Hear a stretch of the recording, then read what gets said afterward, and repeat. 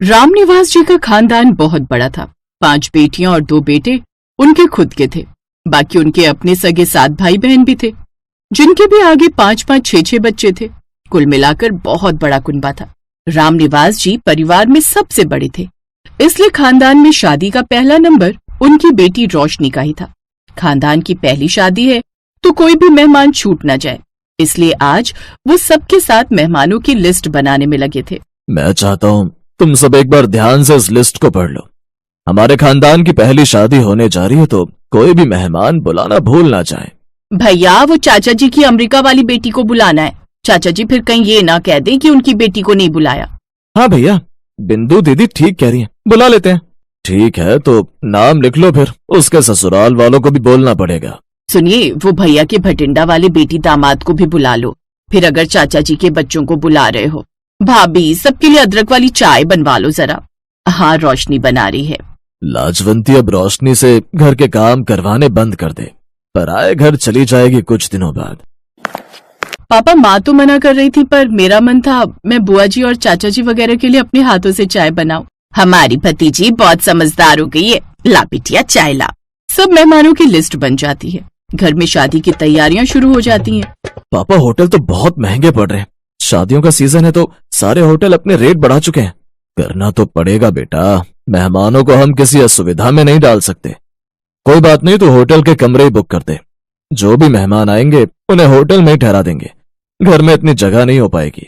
रामनिवास जी को पता था कि सारे मेहमान बाहर से आ रहे हैं। सभी को एयर कंडीशनर में रहने की आदत है।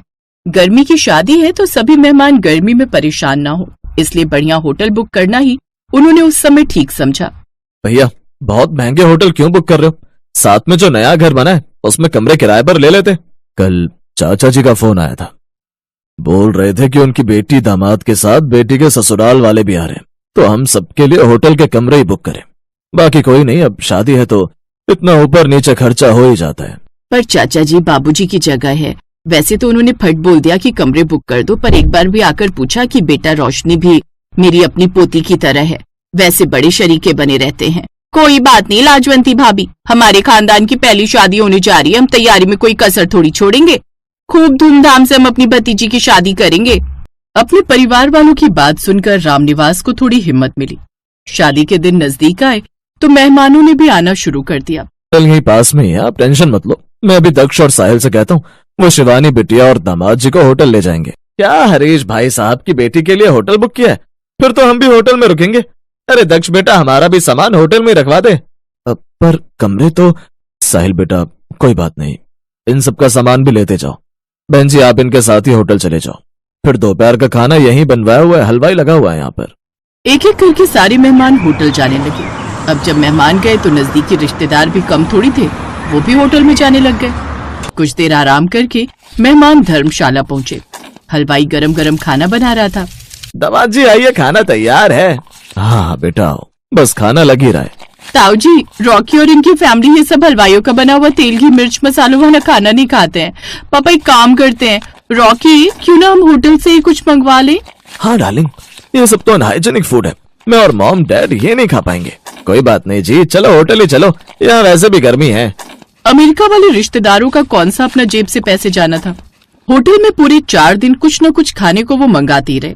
शादी का दिन आया, सभी मेहमान तैयार होकर शादी में जाने की तैयारी कर रहे थे। तभी भटिंडा वाले दामाद परमिंदर और अमेरिका वाले दामाद रॉकी के बीच झगड़ा हो गया। पहले मैं लिफ्ट में जाऊंगा जी, आप कैसे घुसे चले आ रहे हो? मैं रोशनी के मामा का जवाई हूँ। पहले लिफ्ट हमने रोकी थी, इसीलिए पहले हम लिफ्ट में जाएंगे। झगड़ा लगातार बढ़ता ही जा रहा था। दोनों दामादों ने गुस्से में हाथापाई करनी शुरू कर दी, जिससे होटल के सामान को नुकसान पहुंचा। गेस्ट किसके जिन्होंने हमारे होटल का इतना नुकसान कर दिया? हम रामनिवास जी के घर की शादी में आए, मेरी कोई गलती नहीं है। ये आदमी बदतमीज है। और बदतमीज किसे बोला भाई? और तेरा बाप होगा बदतमीज, तेरा सारा खानदान बदतमीज। खानदान पर कैसे गए तुम? हाँ, रामनिवास जी को बारात के स्वागत की तैयारियों को छोड़कर रिश्तेदारों की लड़ाई सुलझाने जाना पड़ा। लड़ाई तो सुलझ गई, पर पूरी शादी में सबका मूड खराब रहा। पता नहीं शादी में कैसे मेहमान बुला लिए जिन्हें बात करने की भी तमीज नहीं। पापा, रॉकी और उनके पेरेंट्स आज ही अमेरिका वापस जाना चाहते हैं। उनके यहाँ बहुत इंसल्ट हुई है। शीतल बिटिया, थोड़ी देर में रोशनी की जयमाला शुरू होने वाली है। अब इस समय मुझे लगता है तुम उन्हें समझाओ कि अपने गुस्से को भूल जाएं। हमारे खानदान की पहली शादी है, भगवान के लिए ये शादी ठीक से संपन्न हो जाने दो। रामप्रसाद ने नाराज रिश्तेदारों के आगे हाथ जोड़े। उसी समय रोशनी जयमाला के लिए आ रही थी। वो गुस्से में आ जाती है। बाबूजी, ये क्या कर रहे हैं आप? इनके सामने हाथ क्यों जोड़ रहे हैं? इन्हें जब हमारी इज्जत की परवाह नहीं तो हम क्यों करें? जिसे जाना है जाने दीजिए। इन सब के जाने से मेरी शादी नहीं रुकेगी। बस एक बात का अफसोस रहेगा कि रिश्तेदार शादी के समय सपोर्ट करते हैं, पर ऐसे रिश्तेदार किस काम की जो कमियां निकाले, सामने वाले की मजबूरी को ना समझे। इनमें से किसी एक ने भी आगे बढ़कर कोई हेल्प नहीं की। हाँ, खाने में कमियां जरूर निकाली हैं। हाँ, अगर ये शादी आपकी खुद की बहन या बेटी की होती तो आप ऐसा कभी नहीं करते। ये शादी हमारे घर है ना, तो आप सबको क्या ही फर्क पड़ेगा। रोशनी की आंखों में आंसू आ जाते हैं। कमियां निकालने और झगड़ा करने वाले रिश्तेदारों के सिर शर्म से झुक जाते हैं। सबको अपनी हरकत का पछतावा था। उसके बाद शादी की रात रोशनी की तरफ के रिश्तेदारों ने लड़के वालों की जो खातिरदारी की, उससे बाराती बहुत खुश हुए। रॉकी जी, रोटियां गरम बनवा लेते, ये ठंडी होगी है। नो टेंशन परमिंदर जी, मैंने मैनेजर को बोल दिया बारातियों के लिए खाना गर्म ही रहना चाहिए। वैसे सॉरी परमिंदर जी, मैंने आपको कुछ ज्यादा ही बोल दिया था। तो मैंने भी तो आपसे गलत तरीके से बात की थी। सॉरी जी, सॉरी तो मुझे भी कहना चाहिए। लाजवंती, आज लग रहा है हमारे खानदान की पहली शादी है। देखो तो हमारा इतना बड़ा खानदान है, सभी एकजुट होकर मेहमानों की कितनी खातिरदारी कर रहे हैं। हाँ, मैं भी यही देख रही हूँ। सुनो, परमिंदर और रॉकी को देखकर लगता है इन दोनों के बीच की लड़ाई खत्म हो गई है। चलो अच्छी बात है, खुशी खुशी हमारी बेटी की शादी होगी। अब कोई अड़चन नहीं आएगी।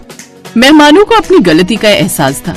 रोशनी की विदाई के बाद जब रामनिवास जी होटल का बिल देने के लिए पहुँचे तो वो हैरान रह गए। होटल के बिल के पैसे पहले ही दिए जा चुके थे। रामनिवास, सब मेहमानों ने अपने अपने रूम के पैसे खुद दे दिए। गलती तो मेरी भी है। रोशनी हमारे घर की बेटी थी, हमारे भतीजे के खानदान की पहली शादी थी और हमने ही नहीं समझा। पर तू चिंता मत कर, सब मिल बांट कर हो गया है। बड़े खानदान की पहली शादी थी, सीख बड़ी छोड़ गई।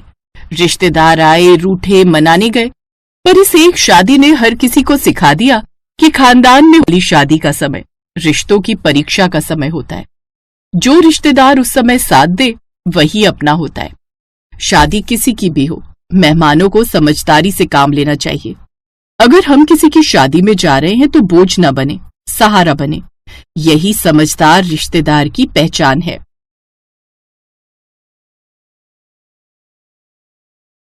ससुराल हर लड़की का सपना होता है और वहां पर बिताया पहला दिन शायद ही कोई लड़की हो जिसे याद न रहे। ऐसी ही ये कहानी है करिश्मा की, जिसका ससुराल में पहला दिन होता है। नई नवेली सहमी सी दुल्हन करिश्मा सुबह तड़के 5 बजे उठ जाती है और सोचती है, हाय राम, सुबह के 5 बज गए और मैं अभी तक सो रही हूँ। जल्दी से उठकर नहा लेती हूँ, नहीं तो सब लोग क्या कहेंगे। करिश्मा जल्दी से नहाकर बाहर आती है और पूजा पाठ करके किचन में चली जाती है। अरे, अभी तो ठीक से सुबह भी नहीं हुई, फिर ये किचन में से कैसी आवाजें आ रही हैं? कहीं अपने यहाँ कोई चोर तो नहीं आ गया? चोर चोर चोर। बेचारी करिश्मा किचन में नाश्ते की तैयारी कर रही थी, लेकिन अपनी सास का शोर शराबा सुनकर वो डर जाती है और जल्दी से बाहर आकर पूछती है, चोर? कहाँ है चोर माँ जी? जल्दी बताइए, मैं अभी डंडे से उसकी पिटाई करती हूँ। किचन में चोर है, वहां से तरह तरह की आवाजें आ रही हैं। लेकिन किचन में तो मैं हूँ माँ जी, और वहां तो कोई नहीं है। अच्छा, फिर तो बहू तू ही होगी। मैंने खटर पटर की आवाज सुनी तो मुझे लगा शादी वाले घर में कोई चोर चोरी के इरादे से घुस आया है। पर बहू, तू इतनी सुबह सुबह किचन में क्या कर रही है? जी, वो मैं नाश्ते की तैयारी कर रही थी। अरे, इतनी जल्दी? सारा दिन पड़ा है अभी, ये काम तो बाद में भी हो जाएगा। पहले तू जाकर आराम कर ले, शादी की तैयारियों में थक गई होगी। जा बेटा, आज तो पहला ही दिन है, जाकर आराम कर। हाय, कितनी अच्छी सास मिली है मुझे, जो आराम करने के लिए कह रही है। और एक मेरी माँ थी, जो सूरज निकला भी ना हो फिर भी, सूरज कब का निकल गया, आधा दिन हो गया, कब उठेगी कहकर जल्दी उठा देती थी। यहाँ तो सूरज निकलने के बाद भी सासू माँ कह रही है, सो जा। करिश्मा खुश होकर अपने कमरे में निश्चिंत होकर सोने चली जाती है। सोते सोते उसे काफी देर हो जाती है। तभी हॉल में बैठी उसकी बुआ सास और मामी सास बातें बनाने लगती हैं और कहती हैं, हाय, हम का इतनी दूर लखनऊ से सोती बहू को देखने वास्ते आवत हैं। अरे आजकल की बहुएं तो सिर पर चढ़ी रहती हैं, हमारी तरह थोड़ी ना जो ससुराल के डर से आज भी कांपते हैं। वहीं पीछे खड़ा रजत उनकी सारी बातें सुन रहा होता है। अपनी बीवी की बेइज्जती सुनकर वो उनकी बातों पर पर्दा डालते हुए कहता है, अब वो तो कब की उठ गई है बुआ जी, वो कपड़े समेट रही है, सारा कमरा बिखरा पड़ा है ना, लहंगा जेवर, आप तो जानते ही हो शादी वाले घर में कितना काम हो जाता है। रजत जल्दी से अपने कमरे में जाता है और करिश्मा को उठाते हुए कहता है, करिश्मा, जानू उठ जाओ बेबी, जल्दी से उठकर नहा लो, सब रिश्तेदार बाहर तुम्हारा इंतजार कर रहे हैं। जी मैं तो सुबह 5 बजे उठकर ही नहाकर पूजा पाठ करके नाश्ता बना लिया था, लेकिन माँ जी ने कहा अभी सो जाओ, इसलिए आकर सो गई। हाय मेरी नई नवेली दुल्हन, सुबह 5 बजे से उठी है, तब तो तुम अभी आराम कर लो। नहीं, अब मेरी नींद पूरी हो चुकी है, कहिए आपको कुछ कहना था क्या? रजत करिश्मा को सारी बात बताता है और कहता है, अब मुझे तो ये बिल्कुल भी बर्दाश्त नहीं कि कोई मेरे सामने मेरी बीवी की बुराइयां करे।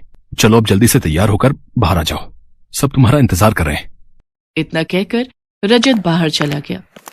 हाय जी, ये क्या हो रहा है? मेरी पीठ पीछे कल तक जो रिश्तेदार मुझे आशीर्वाद दे रहे थे, आज एक ही दिन में मुझे जाने बिना मेरे बारे में अपनी राय देनी भी शुरू कर दी।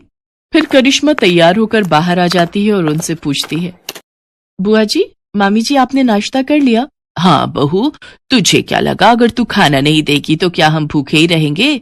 वैसे तूने टाइम देखा क्या हुआ है? तभी वहां सरोज आ जाती है। अरे ये बेचारी तो सुबह 5 ही बजे उठ गई थी, नहाकर पूजा पाठ कर कर सबका नाश्ता इसी ने तो बनाया था। वो तो काफी सुबह थी, इसलिए मैंने ही कहा इसको जाकर सोने के लिए। अरे दीदी, बहुओं को तो जितना दबा कर रखा जाए उतना ही वो काबू में रहती हैं, अगर जरा भी ढील दे दी तो फिर ये हाथ से निकल जाती है। ये कैसे रिश्तेदार हैं? बहू का आज पहला दिन है और उसे आशीर्वाद देने की बजाय दबाने की बात की जा रही है। मैं बहू हूं, कोई जानवर थोड़ी ना जो मुझे दबाया जाए।